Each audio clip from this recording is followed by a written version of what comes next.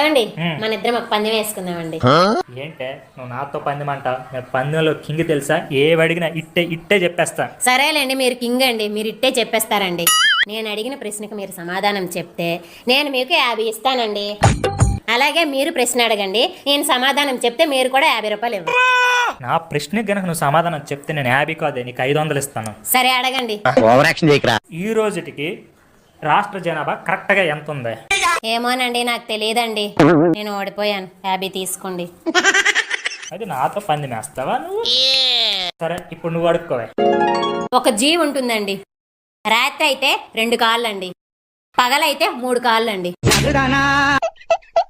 ఏంటో నా జీవి, నాకు తెలియదే. అయినా ఇలాంటి క్వశ్చన్ అడిగావంటే 500 ఇవ్వండి, 500 ఇవ్వండి. ఇక సరే గానీ ఆ జీవి పేరేంటే? ఏమోనండి, నాకు తెలీదు. నేను ఓడిపోయానండి. ఇదిగోండి 50 రూపాయలు.